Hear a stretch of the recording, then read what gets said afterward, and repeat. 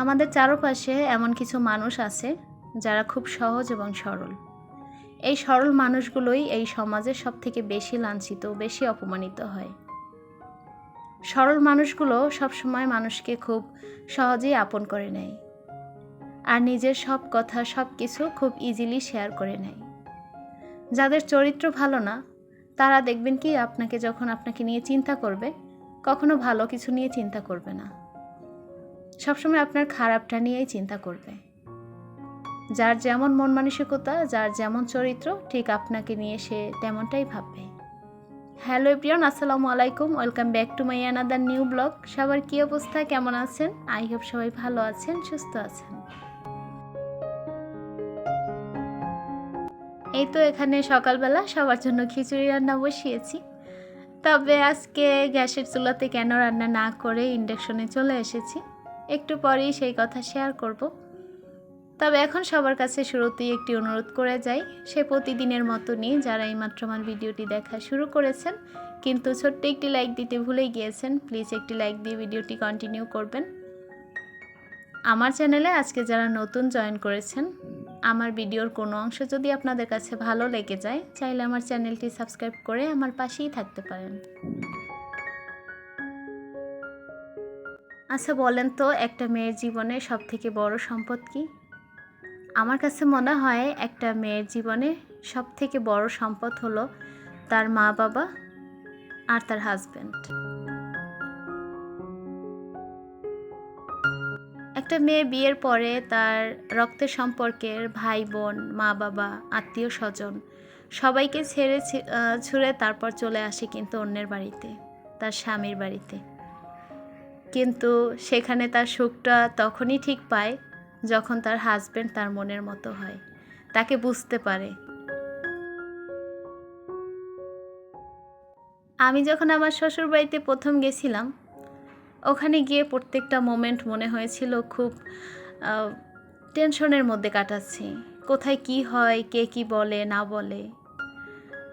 তার মধ্যে তাইফের বাবাকে আমি এমনভাবে পেয়েছিলাম যার উপরে বিশ্বাস করা যায়, ভরসা করা যায়। তো সেই বিশ্বাস আর ভরসাটাই যদি হাজব্যান্ডের উপরে না থাকে, তাহলে আমার কাছে মনে হয় কি জানেন, একটা মেয়ের জীবন নরকে পরিণত তখন থেকেই শুরু হয়। যাই হোক, ছোট মানুষ, অনেক জ্ঞানের কথা বলে ফেলেছি। এখন হচ্ছে ওই যে বললাম না যে ইন্ডাকশনে কেন রান্না করতে হলো। তো সকালবেলা ঘুম থেকে উঠে দেখি তাইফের বাবা সে আমার রান্নাঘরের চুলাটা খুলে ফেলেছে। কারণ ওই চুলাটা কিছুদিন আগে, বলতে কয়েক বছর আগে একটা ঘটনা ঘটেছিল, সেটা অন্য একটা ভিডিওতে শেয়ার করব। তো আজকে হচ্ছে সেই চুলাটা আর খুলে পরিষ্কার করা হয়নি। তো কিছুদিন ধরে বলছিলাম যে আমার ভয় লাগে, তুমি যদি চুলাটা একটু খুলে পরিষ্কার করে দিতা। তো সময় পায় না, অফিসের কাজে সবসময় ব্যস্ত থাকে, যার কারণে এই সব কাজে কখনো হাত লাগাতেও পারে না। আর যেহেতু গ্যাসের চুলা, আমার একটু ভয় লাগছিল, যার কারণে আমি হাত লাগাতে যাইনি। তো খুব সকালবেলা উঠেই দেখি যে রান্নাঘরে টুকটাক টুকটাক কাজ চলছে। তো এসে দেখি চুলাটা খুলে ফেলেছে। তো যতটুকু পেরেছে আর কি কাজ করেছে, বাকিটা এসে আমি হাত লাগিয়েছি। তো এই জন্য আর সকালবেলা খিচুড়িটা গ্যাসের চুলাতে রান্না করতে পারিনি। একটা মেয়ের জীবনে একজন আদর্শ হাজব্যান্ডের গুরুত্ব কিন্তু অনেক বেশি। আদর্শ হাজব্যান্ড মানে যে সে সবসময় আপনার ঘরের কাজে হাত লাগাবে, তাহলেই যে সে আদর্শবান হবে এমনটা কিন্তু না। সে আপনার সব বিষয়ে সাপোর্ট করবে। তার মানে এটাও না যে আপনি ভুলভাল সিদ্ধান্ত নেবেন আর তাতেও সে হ্যাঁতে হ্যাঁ বলবে। আমরা অনেক সময় মেয়েরা অনেক কাজ করতে গিয়ে কিন্তু দ্বিধাগ্রস্ত হয়ে পড়ি। তো সেখানে যদি একটু হাজব্যান্ডের সায় পাই, তাহলে কিন্তু সেই কাজটা অনেক ইজিলি আমরা করতে পারি।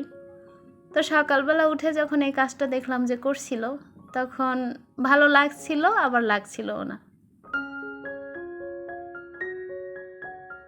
ভালো লাগছিল এই কারণে যে সে আমার কথা ভেবে এই কাজটা করছে, আর ভালো লাগছিল না এই কারণে যে পুরুষ মানুষ, তাকে দিয়ে কাজটা আমি করাচ্ছি, এটা ঠিক হচ্ছে কি না। বা সারাদিন অফিস করে, তো বাসায় একটু রেস্টের জন্য থাকে, তখন যদি আমি এই কাজগুলো তাকে দিয়ে করাই। তো যাই হোক, সব কিছু মিলিয়ে দুজনে মিলিয়ে আর কি চুলাটা পরিষ্কার করলাম। তবে দেখবেন, আপনার হাজব্যান্ড যদি আপনার মনের মতো হয় কিংবা দুজনার মনের মিল থাকে, তাহলে সেই হাজব্যান্ডের কুঁড়ে ঘরে থাক কিংবা ভাঙ্গাচোরা একটা ঘর থাকুক, সেখানেই কিন্তু আপনার স্বর্গ মনে হবে। তো আমাদের মেয়েদের জীবনে হাজব্যান্ডের একটা ভালো হাজব্যান্ডের, সাপোর্টিভ একজন হাজব্যান্ডের খুবই দরকার, যেটা যারা পায়নি তারা হয়তো বা বুঝতে পারে, আর যারা পেয়েছে তারা হয়তো বা গুরুত্বও দিচ্ছে না। তাই সবাইকে বলবো, হাজব্যান্ডের গুরুত্ব দিন। আর আপনার হাজব্যান্ড কেমন মানুষ, একমাত্র সেটা আপনি বুঝতে পারবেন।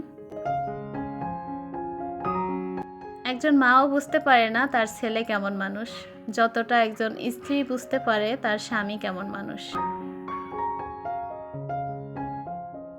যাই হোক, এখানে হচ্ছে চুলাটাকে কিন্তু অনেকটা সময় নিয়ে ক্লিন করেছি। তো তাইফের বাবা মোটামুটি চুলাটাকে একটু ঝেড়ে ঝুড়ে রাখছিল। আমার কাছে সেটাই অনেক কিছু মনে হয়েছে, কারণ পুরুষ মানুষ যে এইসব কাজে হাত লাগাবে, এটা কিন্তু চিন্তাও করা যায় না। তারপরেও আমার চিন্তা করে তারপর সে কাজটা করেছে, আমাকে অনেকটাই হেল্প করে দিয়েছে। তো চুলার মধ্যে মোটামুটি কিন্তু অনেক ময়লাই জমেছিল। তো আমি ঘুম থেকে ওঠার আগেই সে অনেকটা পরিষ্কার করে নিয়েছিল, বাকিটা কিন্তু আমি এসে যতটুকু বাকি ছিল আর কি, ওটুকু পরিষ্কার করে নিয়েছি। আসলে আপনি যে কোনো সম্পর্কের কথাই বলেন, সেটা হোক মা মেয়ে কিংবা বাবা ছেলে, ভাই বোন, স্বামী স্ত্রী, এখানে যদি বিশ্বাস আর ভরসা এই দুটো জিনিস না থাকে, তাহলে কোনো সম্পর্কই কিন্তু চিরস্থায়ী হয় না, আর সেই সম্পর্কের মধ্যে মধুর কোনো কিছু থাকে না। তো আজকে রান্নাবান্না কিন্তু তেমন একটা শেয়ার করতে পারিনি। দুপুরের রান্নাটা খুব সহজভাবেই সেরেছি, যেহেতু সকালবেলাতে খিচুড়ি রান্না করছিলাম। তো ওই খিচুড়ি রান্নাটা আসলে সবার খাওয়া হয়নি, মোটামুটি রয়ে গেছে। যেই পরিমাণে গরম পড়ে, তো এর মধ্যে খিচুড়িটা আসলে সবাই পছন্দও করে না। তবে বাধ্য হয়েই আর কি সকালবেলা খিচুড়ি রান্নাটা করছিলাম। আর আজকে খিচুড়ি রান্নাটা কিন্তু দেখতে পেয়েছেন, ওখানে আমি গরুর মাংসের তেল উঠিয়ে রাখছিলাম ফ্রিজে, ওটা দিয়ে রান্না করেছি। আমার কাছে এটা বেশ ভালো লাগে খেতে। তো যাই হোক, এখানে কিন্তু মুরগির মাংসটা কষিয়ে মোটামুটি কয়েক পিস আলু দিয়ে তারপর রান্নাটা চাপিয়ে দিয়েছি। যে কোনো মাংসই রান্না করি না কেন, আলু না দিলে আমার ছেলেদের খুবই সমস্যা হয়ে যায়, তো এই জন্যই আর কি আলু দিতেই হয়। তো এখানে মাংস রান্নাটা আমার হয়ে গিয়েছে। এখন আমি ভাজা জিরের গুঁড়ো দিয়ে মাংসটা কিন্তু উঠিয়ে নিয়েছি। এই তো আমার মাংস রান্নার ফাইনাল লুক দেখতে পাচ্ছেন। তো দুপুরে খাওয়া দাওয়া শেষ করে রেস্টে ছিলাম, আর এটা হচ্ছে বিকেলবেলা। আপনাদের সাথে একটা নাস্তা শেয়ার করব ভাবছি অনেক দিন ধরে। আমি এই নাস্তাটা অনেকবার ট্রাই করেছি, খেয়েছি, মাশাআল্লাহ অনেক ভালো হয়। এই নাস্তাটা বানানোর জন্য কিন্তু এখানে এই যে দেখতে পাচ্ছেন, এখানে আমি কিন্তু এটা ড্রাই কেক গুঁড়ো করে নিয়েছি, আর একটা ডিম লাগবে, আর এই যে নুডলসের ভিতরে যে প্যাকেটটা থাকে মশলার, ওটা নিয়েছি। আর এখানে আমি আলু সেদ্ধ করে ভালো করে ম্যাশ করে নিয়েছি, তার মধ্যে দিয়ে দিচ্ছি 2 চামচের মতন বেসন।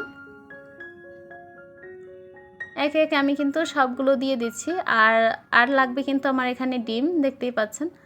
তো এই নাস্তাটা কিন্তু অনেক বেশি মজার হয়। আমি নাস্তাটা কোথাও দেখিনি বানাতে, বা কোথাও খাইও নি, নিজের মনের মতো করে আর কি ইচ্ছে করে বানিয়েছি। তবে মাশাআল্লাহ নাস্তাটা খেতে অনেক বেশি মজার হয়। বিশেষ করে এই নাস্তাটা বাচ্চাদের বেশি পছন্দ হয়, আপনারা একবার বানালেই বুঝতে পারবেন। তো আমি কিন্তু সবগুলো কিন্তু আলুর সাথে মিশিয়ে নিয়েছি মশলা, আর এখন কিন্তু ফিঙ্গারের মতো বানিয়ে নিচ্ছি। তো যেহেতু আমি মন গড়াভাবে নিজের পছন্দ অনুযায়ী নাস্তা বানাচ্ছি, আর এই নাস্তাটার নাম কিন্তু পটেটো ফিঙ্গার দিয়েছি। আপনারা হয়তো বা শুনলে হাসবেন যে নিজেই নাস্তা বানাচ্ছি, আবার নিজেই নাস্তার নাম দিচ্ছি। যেহেতু নিজের ইচ্ছায় আর নিজের খুশিতে নাস্তাটা বানাচ্ছি, তো নাম তো কোনো কিছু একটা দিতেই হবে। তো এই জন্য আমি এই নাস্তাটার নাম কিন্তু পটেটো ফিঙ্গার দিয়েছি। তো এখানে আমার কিন্তু সবগুলো পটেটো ফিঙ্গার বানানো হয়ে গেছে। এখন আমি ওখানে ডিমটা ফাটিয়ে হালকা একটু লবণ দিয়ে তারপরে কিন্তু ফেটিয়ে নিচ্ছি। একবার বাসায় ট্রাই করবেন, দেখবেন যে আপনি কিন্তু সত্যি অনেক মজা পাবেন নাস্তাটা খেয়ে। এটা আমি আরও অনেকবার বানিয়েছি, কিন্তু শেয়ার করব ভাবছি, শেয়ার করা হয় না ব্যস্ততার কারণে। তো বাসায় ব্রেড ক্রাম্ব ছিল না, আর সবসময় যে বাসায় ব্রেড ক্রাম্ব থাকতে হবে এমনটা কিন্তু না। আমরা অনেক কিছু দিয়েই কিন্তু ব্রেড ক্রাম্বের পরিবর্তে এটা বানিয়ে নিতে পারি। আমি কিন্তু এখানে একে একে সবগুলোকে বানিয়ে নিব। ড্রাই কেক দিয়েও কিন্তু ব্রেড ক্রাম্বের ভালো একটা উপকার পাওয়া যায়। সবসময় ব্রেড ক্রাম্ব আমাদের বাসায় থাকে না, তো মাঝে মাঝে এরকম যদি আপনি এটা বিস্কিটের গুঁড়া, ড্রাই কেক কিংবা আপনি পাউরুটির গুঁড়া দিয়েও কিন্তু খুব সহজেই করে নিতে পারবেন। আমি একে একে কিন্তু সবগুলো পটেটো ফিঙ্গার ব্রেড ক্রাম্বের মধ্যে কিন্তু কোট করে নিয়েছি। এখন আমি এগুলোকে ভাজি করে নিব। এটা যেহেতু সন্ধ্যার পরের ভিডিও ছিল, হয়তোবা আপনাদের একটু দেখতে সমস্যা হবে বা একটু হয়তোবা ঝাপসা দেখা যাবে, তো সবাই একটু মানিয়ে নেবেন আর কি। আমরা মায়েরা বিশেষ করে সবসময় কিন্তু একটা টেনশনে ভুগি, সেটা হচ্ছে বাচ্চাকে কি নাস্তা দিব, কোনটা খেলে ওর ভালো হবে বা কোনটাও পছন্দ করবে। সব বাচ্চারা কিন্তু সব ধরনের নাস্তা পছন্দও করে না। তো ওদের আর কি চয়েস অনুযায়ী যদি আমরা একটু নিজেরা বানিয়ে দিতে পারি, তাহলে কিন্তু দেখা যায় যে বাসায় বসে বানিয়ে দিলে টাকাটাও একটু আমাদের বেঁচে যায়, আর সেই সাথে কিন্তু ওরাও পছন্দ করে আর কি খেয়ে নেয়।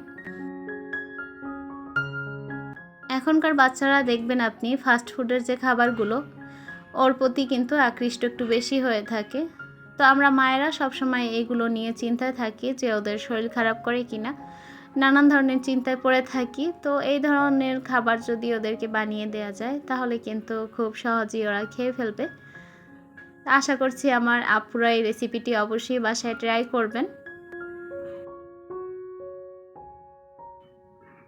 আপনার বাচ্চারা সবসময় কিন্তু আপনাকে অনুসরণ করেই চলবে। আপনি ঠিক যেই শিক্ষাটা দিবেন, ও কিন্তু সেই শিক্ষাটা নিয়েই বড় হবে।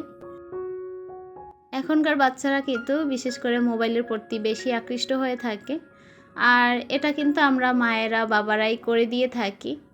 বাচ্চা যখন বেশি ডিস্টার্ব করে, তখন আমরা কি করি, ওর হাতে একটা ফোন ধরিয়ে দিই আর কার্টুন চালিয়ে রেখে দিই। তো ওটা দেখেই কিন্তু আমার বাচ্চা কিন্তু খুব শান্তভাবে থাকে। পরিশেষে কিন্তু যখন আমরা সেই ফোনটা ওর কাছ থেকে আলাদা করতে চাই, সেটা চাইলেও কিন্তু আর পারি না। তো যাই হোক, আমাদের উচিত ছোটবেলা থেকেই ওকে এমনভাবে শিক্ষা দেওয়া যাতে ওর এইসব বদ অভ্যাস না হয়। কথা বলতে বলতে এখানে কিন্তু আমার পটেটো ফিঙ্গারগুলো সবগুলো আমি ভাজি করে নিয়েছি। আশা করছি আমার আজকের আপুদের কাছে এই রেসিপিটি অনেক ভালো লাগবে। তো দেখা হচ্ছে নেক্সট কোনো ব্লগ নিয়ে। সেই পর্যন্ত সবাই ভালো থাকবেন, সুস্থ থাকবেন। আল্লাহ হাফিজ। আসসালামু আলাইকুম।